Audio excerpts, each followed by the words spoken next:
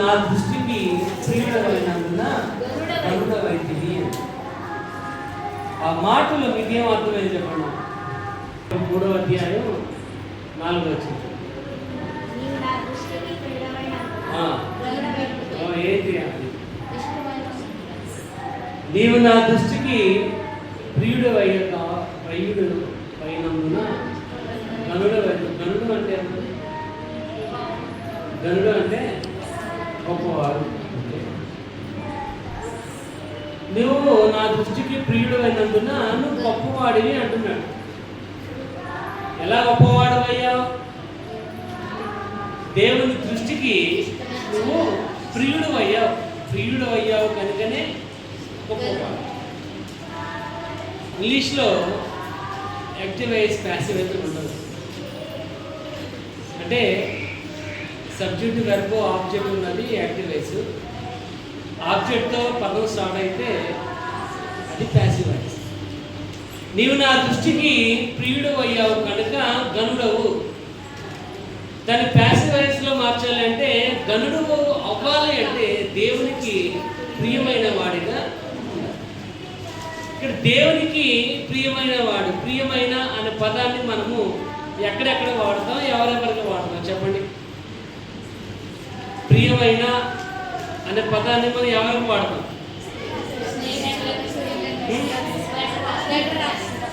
ఎప్పుడు వాడతాం. అంటే ఏంటి? ఇప్పుడు ప్రియమైన అని రాసామంటే ఏంటి? ప్రియమైన వాడంటే చెప్పండి. ఇష్టమైన వాడు. ప్రియమైన వాడంటే ఇంకా ప్రియమైన వాడు ఇంకెవరెవరికి వాడతాం? ఎవరు చెప్తున్నారు? ఇష్టం వాళ్ళు అందరూ చెప్పారు భర్తను వాడతామని చెప్పారు. భర్త అనేమా చెప్పరేంటి? ఇంకా ఫ్రెండ్ అమ్మా స్నేహానికి వాడతాం. మై బెస్ట్ ఫ్రెండ్, నా ప్రియమైన స్నేహితుడు. యొక్క హృదయానికి దగ్గరైన వాడు, టచ్ అయిన వాడు. మనం చాలామంది ఉంటారు కానీ మన హృదయానికి టచ్ అయ్యేవారు మాత్రం కొంతమందే ఉంటారు. ప్రియమైన టెస్ట్. ఇంకా ఫంక్షన్ జరిగినాయి అనుకోండి, అమ్మా ఎక్కడ ఫంక్షన్ జరిగినాయి అనుకోండి, ముఖ్యంగా ఎవరిని ఏగేస్తాం? ప్రియమైన వారిని ఏగేస్తాం ముందు. అంటే మనకి ఇష్టమైన వాళ్ళని మొదట పిలుస్తాం. వాళ్ళు ఉంటే చాలు అనుకుంటాం, ఇంకెవరున్నా లేకపోయినా. కాబట్టి ప్రియమైన వారంటే హృదయాన్ని హత్తుకున్న వారు అయి ఉండవచ్చు, లవ్డ్ వన్స్ ప్రియమైన వారు అయి ఉండవచ్చు, ఇష్టాన్ని వ్యక్తపరిచే వారై ఉండవచ్చు. భర్త కానివ్వండి, పిల్లలు కానివ్వండి, భార్య కానివ్వండి, ఎవరైనా ప్రియమైన. ఏదైనా ఫంక్షన్ జరిగినా మొదట వాళ్ళనే పిలుస్తాం. వాళ్ళు ఉంటే చాలు అనుకుంటాం, ఇంకెవరున్నా లేకపోయినా. వాళ్ళు ఎవరంటే ప్రియమైన వారు, ఇష్టమైన వారు. దేవుని యొక్క వాక్య భాగము రాయపడుచు ప్రియమైన వారు అనగానే గుర్తు వచ్చేది ఏంటంటే ప్రేమ. గుర్తు వచ్చేది ప్రేమ. మనము వారిని బాగా ప్రేమించాం కనుక వారు మనకు బాగా ప్రియమైన వారు. ప్రియమైన వారు కొన్నిసార్లు మనతో మాట్లాడలేదు అనుకోండి, మనతో మాట్లాడలేదు అనుకోండి, మనం ఏదో పోగొట్టుకున్న వాళ్ళనే ఉండిపోతాం. మన మాట అర్థం అనుకోండి, మనం చాలా పోగొట్టుకున్న వారిలాగా నీరసంగా ఏదో బలహీనలుగా ఉంటాం. లక్కీ బాబు గారు ప్రియమైన వారు మాట్లాడకపోతే ఎంత అది భయంకరమైనదో. దేవుడి వాక్య భాగం రాయబడుచు నీవు నా దృష్టికి ప్రియమైన వాడు కనుక నువ్వు గనుడు వైద్యుని అంటున్నాడు. ఘనమైన వారిగా ఉండాలంటే దేవునికి ప్రియమైన వారిగా ఉండాలి. దేవునికి ప్రియమైన వారిగా ఉండాలంటే ఎటువంటి వారిగా ఉండాలో బైబిల్ మనకు తెలియజేస్తుంది. దేవునికి ఇష్టమైన వారుగా, దేవుని హృదయానికి టచ్ అయ్యేవారుగా, హత్తుకునే వారిగా ఉండాలి అంటే ఎటువంటి వారిగా మనం ఉండాలో బైబిల్ తెలియజేస్తుంది. ఇది మన కొన్ని మాటలు మనం తెచ్చుకున్నాం. ఎటువంటి వారిగా ఉంటే దేవునికి ప్రియమైన వారిగా ఉంటారు. మొదటిగా ఎఫెసు రాసిన పత్రిక, అపోస్తలుడైన పౌలు ఎఫెసు రాసిన పత్రిక 5వ అధ్యాయం 1వ వచనం. మీరు ప్రియులైన పిల్లల వలె దేవుని పోలి నడుచుకోవాలి. ఇక్కడ రాయబడుతుంది మీరు ఇక్కడ మొదటిగా మనము ప్రియమైన వారిగా, దేవునికి ప్రియమైన వారిగా ఉండాలంటే దేవుని పోలి నడుచుకోవాలి. అంటే ఏంటి? దేవుని పోలి నడుచుకోవాలి అంటే ఏంటి? దేవుని పోలి నడుచుకోవాలి అంటే ఏంటి? పోలిక అంటే ఏంటి చెప్పాలి. పోలిక అంటే ఏంటి?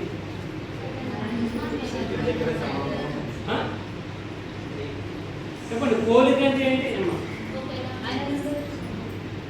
మాకు ఒక అమ్మాయి ఉంది అమ్మా, ఐదు అమ్మాయిలు ఉన్నారు. ఆ దాంట్లో అంటారు, ఈ అమ్మాయిని చూస్తే మాస్టర్ గారు మొహం కనపడుతుంది, ఈ అమ్మాయిని చూస్తే మాస్టర్ గారిలా కనపడుతుంది. అంటే ఏంటి? అంటే ఇప్పుడు దగ్గర సంబంధం అనేది ఉంది అని ఇక్కడ రాయబడుతుంది. దేవుని పోలి నడుచుకోవాలి. ఇంగ్లీష్ ట్రాన్స్లేషన్లో రాయబడుతుంది వారిని అనుకరించేవారు అని. అంటే దేవుణ్ణి అనుసరించేవారు. మనం కూడా హీరోస్ని అనుకరిస్తున్నాం. మనం కూడా ఏం చేస్తామంటే హీరోస్ని అనుకరిస్తాం. అంటే హీరో ఏ విధంగా డ్రెస్ వేసుకున్నాడు, హీరోయిన్ ఏ విధంగా శారీ కట్ట, అటువంటి శారీ నాకు కూడా ఉంటే ఇప్పుడేంటి అనుకరిస్తాం. ఇప్పుడు మనం షాపింగ్ మాల్కి వెళ్ళామనుకోండి, వాళ్ళు అంటారు ఏమా బాహుబలి చీరలో, బాహుబలి చీరలో, త్రిపులార్ చీరలో, ఇంకా ఇప్పుడు దేవరా చీరలో. ఇప్పుడు మనం అనగా ఏంటంటే ఓ ఈ చీర పలానా హీరోయిన్ పట్టుకుంది కనుక మనం కూడా కట్టుకుంటే హీరోయిన్ లాగా. అంటే అనుకరణ.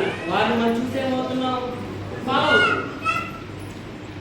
అదేవిధంగా ప్రజెంట్ సేవకులు కూడా అనుకరించే వాళ్ళుగా ఉన్నారు. ఎవరిని? వేరే వ్యక్తుల్ని అనుకరించే వాళ్ళు. వారు చెప్పినట్లు వారి స్టైల్లో, వారి పదాలు ఉపయోగించు, వారి స్టైల్ ఉపయోగిస్తూ, వారి భాషను ఉపయోగిస్తూ అనుసరించే వారు ఉన్నారు. ఇక్కడ దేవుని యొక్క వాక్య భాగం రాయబడుతుంది. మనము దేవునికి ప్రియమైన వారిగా ఉండాలి అంటే దేవుని పోలి నడుచుకోవాలి. ఇక్కడ ఫిలిప్పీ రాసిన పత్రిక 2వ అధ్యాయము 5వ వచనం చూద్దాం. ఫిలిప్పీ 2వ అధ్యాయం 5వ వచనం. క్రీస్తు యేసునకు కలిగిన ఈ మనస్సును, ఆయన ఎటువంటి యొక్క మనస్సును కలిగి ఉన్నాడో మనం కూడా అటువంటి యొక్క మనస్సును కలిగి ఉన్నాడు. అంటే ఆయన పోలి నడుచుకోవాలి. ఆయన ఎలా ఉన్నాడో, ఆయన ఏ సందర్భంలో ఎలా ఉన్నాడో మనకు తెలియాలి అంటే ఈ బైబిల్లో ఉన్న 4 సువార్తలు చదవాలి. 4 సువార్తలు ఏంటి? మత్తయి సువార్తలు ఎన్ని? ఏంటని? మత్తయి సువార్త. ఈ 4 సువార్తలు కూడా యేసు ప్రభు ఎటువంటి వాడో, అతని యొక్క స్వభావం ఏంటి, అతడు ఏ పరిస్థితిలో ఏ విధంగా ఉన్నాడో తెలియజేస్తుంది. కాబట్టి యేసు ప్రభుని పోలి మనం నడుచుకోవాలి తప్ప ఈ లోకంలో ఉన్న వారిని పోలి నడుచుకోవడం కాదు.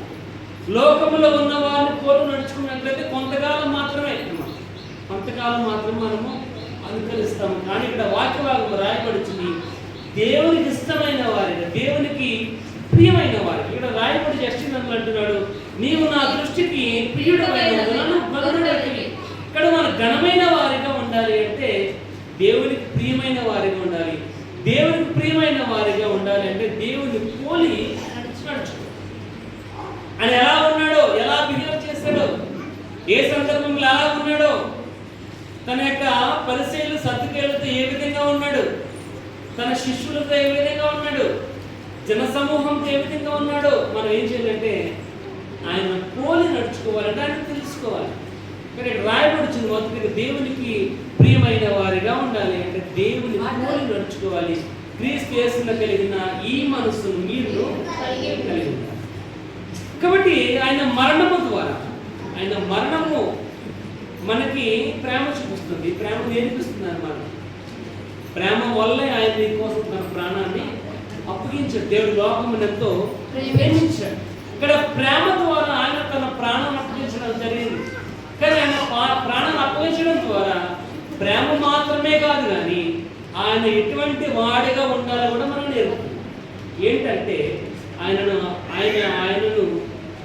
బాధించారు, ఆయన పుట్టారు, ఆయన ముఖం మీద ఉమ్ము వేశారు, ఆయన హేళన చేశారు, ఆయన ఆఖరి శిలువ మీదే వేశారు.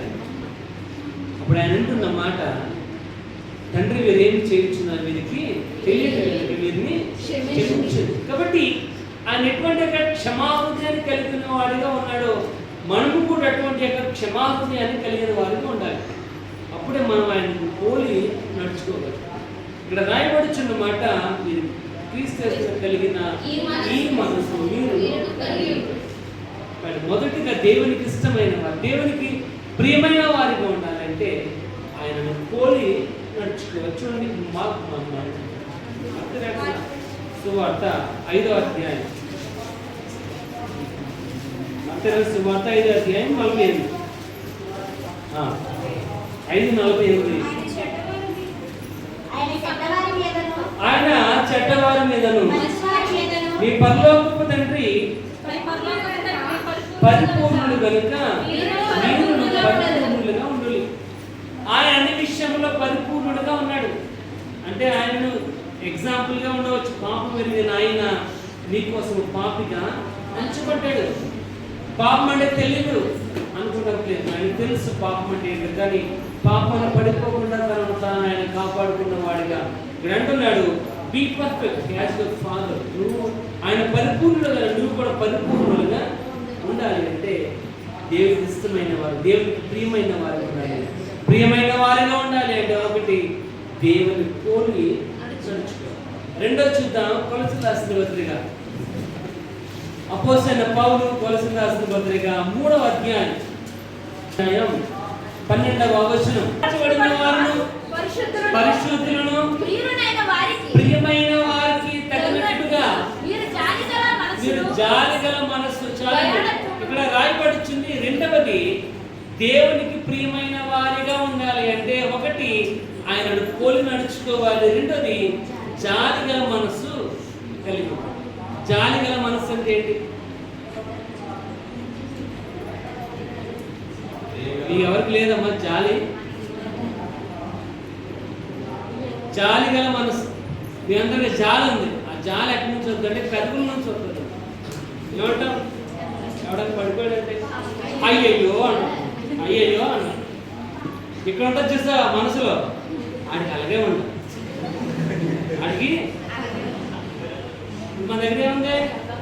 జాలి పోవడంతో ఉంది. ఎక్కడి నుంచి వస్తున్నారు? పెదవుల నుంచి వస్తుంది.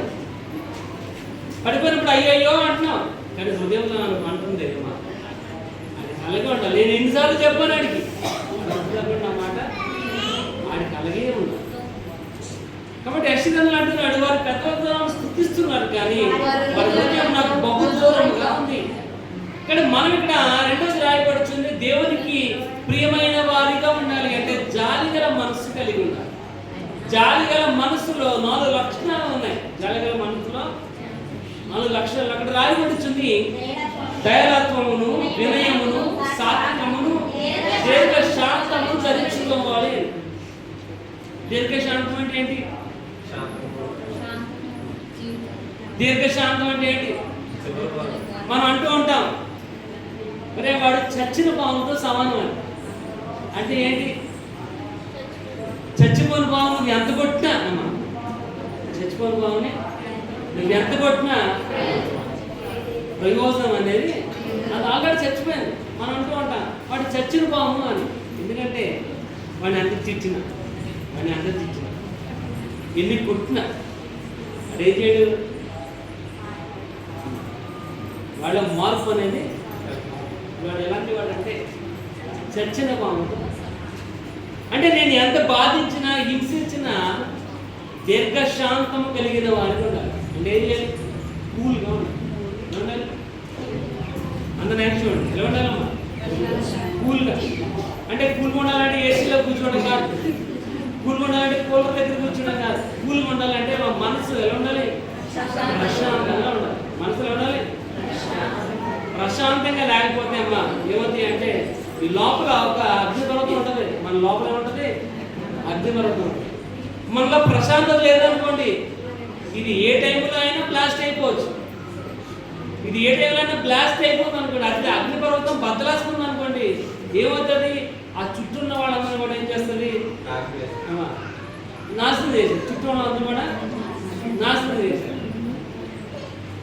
కాబట్టి ఈ లోపల అగ్నిపర్వతాన్ని అలాగే ఉంచాలనుకోండి, ఏం చేయాలి? అలా అగ్నిపర్వతం ఉన్న సంగతి మర్చిపోవాలి. ఏం చేయాలి? మర్చిపోవాలంటే కూల్గా ఉండాలి, ప్రశాంతంగా ఉండాలి. యజ్ఞపర్వతాన్ని రగలు కొట్టకూడదు. రగలు కొట్టామంటే బీపీ ఎదిరిపోతాయి, షుగర్ పెరిగిపోతాయి అమ్మా, స్టంట్స్ పడిపోతాయి. ఏం పడిపోతాయి? హార్ట్కి వెళ్ళాల్సిన వాల్స్ అనేది బ్లాక్ అయిపోతాయి. 2-3 బ్లాక్లు ఎత్తి కాదు, కానీ 3వ బ్లాక్ ఓపెన్ హార్ట్ సర్జరీ చేయాలి. కిడ్నీలో స్టోన్స్ పెరిగిపోతాయి. అన్ని బాధలు ఎప్పుడు బీపీ తెచ్చుకోండి. అన్ని బాధలే ఎప్పుడు మన దగ్గర దీర్ఘశాంతము లేకపోవడం వల్ల. ఇక్కడ రాయపడుతుంది, దయం ఉండాలి, వినయం ఉండాలి, శాంతం ఉండాలి, సాత్వికం ఉండాలి, దీర్ఘశాంతం. ఇవన్నీ జాలి గల మనసులో ఉన్నాయి. జాలి గల, అందుకంటే నిన్ను వల్లే చూడండి. రోమిలు రాసిన యాకోబు రాసిన పత్రిక 2వ అధ్యాయం 7-8 చూద్దాం. యాకోబు 2వ అధ్యాయం 7-8 వచ్చిన, నీ పొరుగువాన్ని ప్రేమించుము, లేఖనములో ఉన్నట్టి ప్రాముఖ్యమైన లేఖనములో ఉన్నట్టు ప్రాముఖ్యమైన రాయల్లో, ఈ రాయల్లో ఏంటంటే నిన్ను వల్ల నీ పొరుగు వారిని అంటే రాయల్ అంటే అన్నిటికంటే ప్రాముఖ్యమైన ఆజ్ఞ, అన్నిటికంటే ముఖ్యమైన ఆజ్ఞ. నిన్ను వల్లే నీ పొరుగు వారిని ప్రేమించాలి. ప్రేమించాలి అంటే జాలి కలిగిన హృదయం ఉండాలి. ప్రేమించాలంటే జాలి ఉండాలి. జాలి లేదనుకోండి నువ్వు ప్రేమించలే. జాలి అంటే ఇక్కడ చదువుకున్నాక దయ, సాత్వికము, దీర్ఘశాంతము, వినయము, ఇవన్నీ కూడా మన యొక్క జాలి హృదయంలో ఉంటేనే నిన్ను వల్లే నీ పొరుగు వారిని నువ్వు ప్రేమించగలవు. ఇక్కడ రాయబడుచున్న మాట, ఆయన ఎందుకు మనల్ని ఏర్పడుచున్నాడంటే మనం ప్రత్యేకమైన వారిగా ఉండడం మాత్రమే కాదు, కానీ ఆయన వలె మనం కూడా మన పొరుగు వారిని ప్రేమించేవారిగా, జాలి చూపించేవారు ఉండాలి. ఎందుకంటే నాకు జాలి గల మనస్సు కలిగిన వారు నాకు చాలా ప్రియమైన వారు. ఇక్కడ దేవుడికి ప్రియమైన వారిగా ఉండాలంటే జాలి కలిగిన మనస్సును కలిగి ఉండాలి. ఇంతమంది చదవడానికి ఏబీసీ రాసిన పత్రిక 4వ అధ్యాయం 32వ వచనంలో రాయబడుతుంది, క్రీస్తు మనలను మిమ్ములను క్షమించిన ప్రకారం మీరును ఇతరులను క్షమించాలి. ఆయన ఏ విధంగా అయితే నన్ను క్షమించాడో, నన్ను క్షమించినట్లుగా నేను కూడా ఇంకొక మందిని, ఇంకొకరిని క్షమించే వారికి ఉండడమే జాలి కలిగిన మనస్సు. ప్రియమైన వాళ్ళ దేవుని యొక్క వాక్య భాగం రాయబడుతుంది, మనం జాలి కలిగిన వారితో ఉండాలి. ఎప్పుడు జాలి కలిగిన వారు ఉండాలి? వచ్చింది లూకా సువార్త 6వ అధ్యాయము 35 వచ్చింది చూద్దాం. 6:35 లూకా సువార్త. వారి గురించి నేను నిరాశ చెందక మీ శత్రువులను ప్రేమించుడి, మేలు చేయుడి, అప్పు ఇయ్యుడి, అప్పుడు మీ ఫలము గొప్పదై ఉండును, సర్వోన్నతుని కుమారులై ఉందురు కనుక ఆయన కృతజ్ఞత లేని వారి ఎడల ఇప్పుడు మనకు పద్యం ఉందమ్మా, ఉపకారికి ఉపకారము చేయి, ఉపకారికి అపకారం చేయకూడదు. అంటే ఏంటి? నీకు సహాయం చేసిన వాడికి నువ్వు నష్టాన్ని చేయకూడదు, కలిగించకూడదు. నష్టం కలిగించిన వాడికి ఉపకారమే చేయాలి తప్ప అపకారం అనేది చేయకూడదు. ఇక్కడ రాయబడుతుంది కృతజ్ఞత లేనివారు అని. కృతజ్ఞత లేనివారు అంటే ఏంటి? మనం ఏదైనా సహాయం చేస్తాం అనుకోండి, ఇప్పుడు ఏం చెప్పాలి? కృతజ్ఞత చూపించాలంటే థ్యాంక్స్ చెప్పాలి. ఏం చెప్పాలి? మనం అంటూ ఉంటాం థ్యాంక్స్ అన్న మాట కూడా దాన్ని ఊటంట రావాలి. థ్యాంక్స్ అని చెప్తే సొమ్మేం పోతావు మనం అంటాం. ఏంటి? మనం ఏ పని చేసినా చిన్న థ్యాంక్స్, వందనాలు, చాలా మంచిదమ్మా, వందనాలమ్మా, థ్యాంక్స్ అమ్మా అంటే మన దగ్గర కోట్లు ఏం కనుక్కోవు. కానీ కృతజ్ఞత లేని వారైనప్పటికీ, దుష్టులైనప్పటికీ ఆయన ఉపకారిగానే ఉన్నాడు తప్ప అపకారిగా మాత్రము. ఆయన ఎంత క్షోభించినప్పటికీ, ఆయన ఎంత బాధించినప్పటికీ ఆయన ఏమీ అనలేదంటే వారిని ఎప్పుడు కూడా వారి మీద కోపాన్ని కలిగిన వాడిగా లేడు. ఇప్పుడు కూడా ప్రేమ చూపించే వాడిగానే ఉన్నాడు.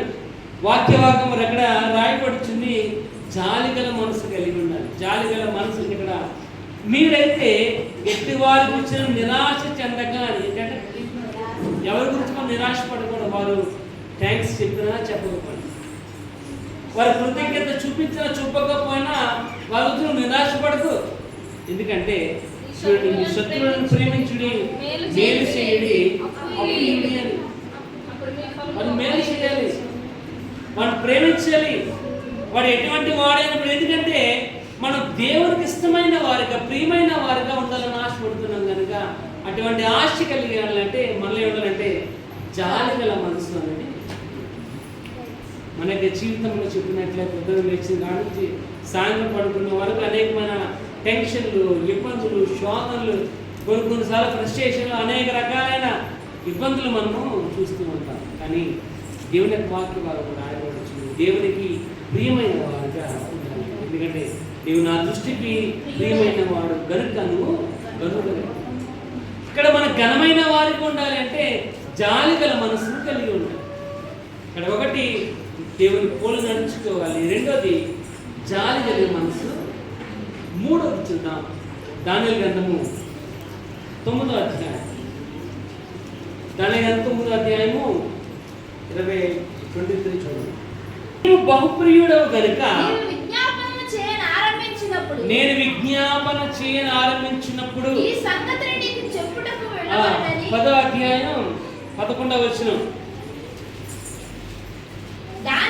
దానియేలు నీవు బహుప్రియుడవు గనుక నేను నీ యొద్దకు పంపబడితిని. 18వ వచనం.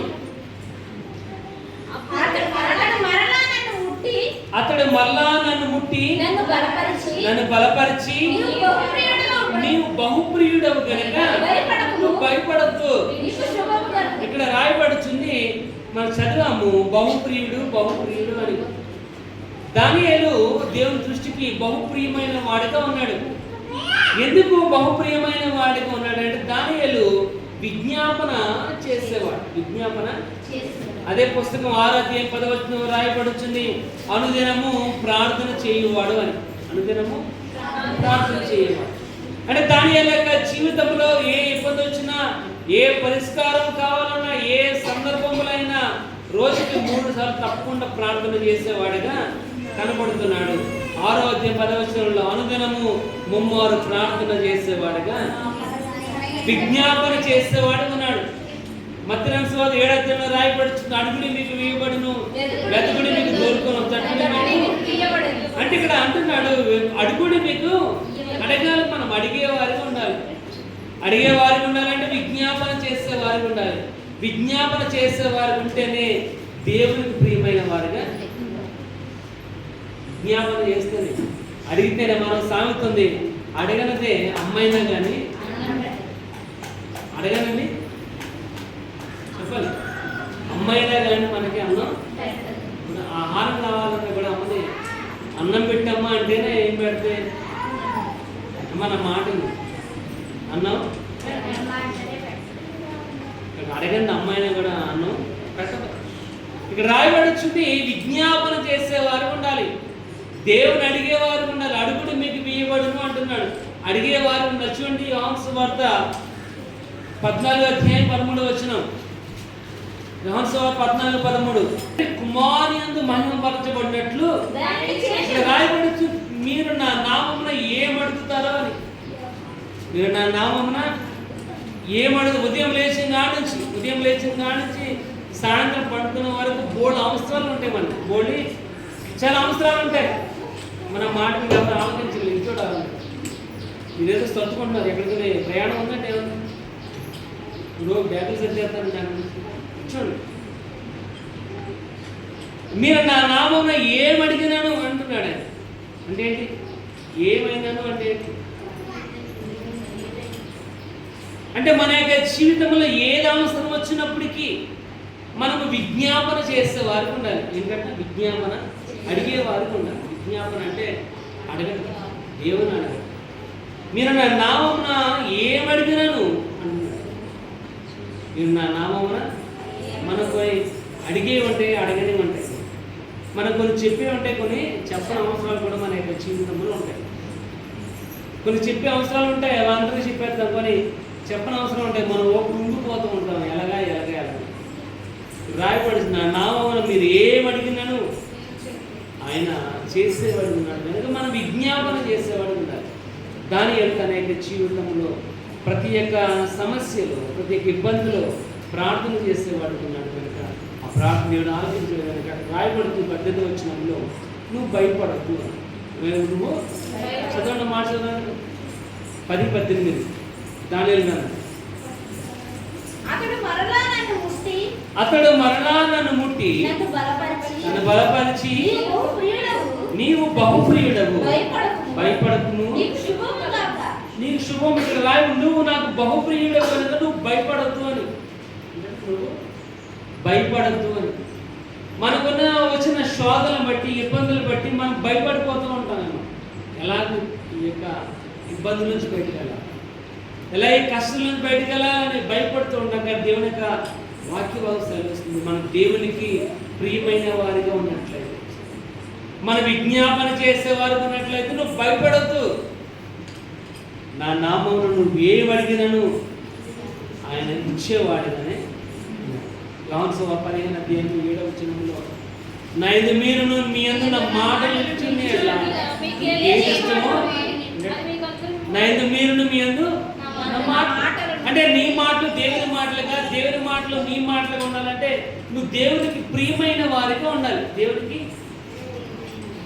నా మాట దేవునికి ప్రియమైన వారు. ఇబ్బంది వచ్చింది అనుకున్నాము, మీకు ఇబ్బంది వచ్చింది, అందరూ 100 మాటలు చెప్తారేమో. వచ్చిన వాళ్ళందరూ కూడా ఒక్కో సలహా ఇస్తూ ఉంటారు. వచ్చిన వాళ్ళందరూ కూడా ఒక సలహా ఇస్తూ ఉంటారు. ఆ చెప్పిన సలహా అయినా నీకు ప్రియమైన వారు చెప్పారనుకోండి, నీకు ఇష్టమైన వారు చెప్పారనుకోండి, వెంటనే దాన్ని చేస్తావు. ఎందుకంటే నీ బెస్టీ కాబట్టి, నీకు ఇష్టమైన వారు కాబట్టి, నీకు బాగా హృదయానికి హత్తుకున్నవారు. అలాగే దేవుని యొక్క వాక్య రాయబడుతుంది. దేవునికి విజ్ఞాపన చేసేవారు ఉన్నారు, దేవుని అడిగేవారు ఉన్నారు. ఎందుకంటున్నాడు నా మాట, నా యందు మీరును మీ యందు నా మాట నిలిచియుండి అలా ఏది ఇష్టమో. ఎందుకని అంటున్నాడు చూడండి. కీర్తన చూద్దాం. కీర్తనలు 22:22 కీర్తన 10వ వచనం. నాకు ఆధారము నీవే, నా తల్లి నన్ను కన్యను మొదలుకొని నా దేవుడు అంటే గర్భవాసి అయినది మొదలుకొని, అంటే నువ్వు గర్భములో పిండంగా రూపించబడక ముందే నువ్వు దేవుని అడిగేవారికి ఉండాలని, దేవుడికి విజ్ఞాపన చేసేవారికి ఉండాలని ప్రణాళిక. ఇది అంటున్నాడు, గర్భవాసి అయినది మొదలుకొని నాకు ఆధారము. మనం పాట పాడుతుంటాం, ఆధారము నీవేనా. కాలాలు మారినా, తరాలు మారిన, ఏమి అయినప్పటికీ నాకు ఆధారం మాత్రము అంటున్నాడు. నేను గర్భవాసినైనది మొదలుకొని నాకు ఆధారం నీవంటే, నేను తల్లి గర్భంలో రాకముందే నాకు ప్రణాళికను కలిగి ఉన్నావు కనుక నేను విజ్ఞాపన చేసేవాడిగా ఉండాలి అంటున్నాను. తల్లి ఇక్కడ చూడండి, నా తల్లి నన్ను కన్నది ప్రారంభం నుంచి, ఈ గర్భమున బయటపడినప్పటి నుంచి, గర్భం నుంచి బయటపడినప్పటి నుంచి నీవే నాకు ఆధారం. దేవుడు నీవే. ఎందుకంటే మనం పీల్చే గాలి మంచిది, తల్లి పాలు కూడా ఏమో కలుషితం అయిపోతుంది. ఎందుకంటే తల్లి తినే ఆహారము మంచిది, ప్రోటీన్స్ లేవు కాబట్టి, ప్రోటీన్స్ లేవు కనుక పిల్లలకు కూడా ప్రోటీన్స్ అనేవి ఇంజక్షన్ చేస్తుంది. తల్లి పాలు తాగడం వల్ల పిల్లలకి బలం రావట్లేదు ఇప్పుడు, ఎందుకంటే బలహీనత వస్తుంది. ఎందుకంటే తల్లి సరైన ఆహారం తినడానికి కూడా లేదు, కలుషితం. నేను రాయబడుతుంది, నా తల్లి నన్ను కన్నది మొదలుకొని బయటకు పడినప్పటి నుంచి కూడా నాకు ఆధారం నీవే కనుక నేను నీకు విజ్ఞాపన చేసేవాడుగా. నేను నా దృష్టికి ప్రియుడవైతే కనుక దేవుని దృష్టికి ప్రియమైన వారిగా ఉండాలంటే ఒకటి ఆయనను పోలి నడుచుకోవాలి, రెండవది జాలిగల మనసు కలిగి ఉండాలి, మూడవది విజ్ఞాపన చేసేవాడు. మన యొక్క జీవితాలు ఏది అవసరమో అడిగేవారిగా ఉండాలి. ఎప్పుడైతే మనం అడిగామో తప్పకుండా ఆయన ప్రార్థన ఆలకించేవాడిగా ఉన్నాడు.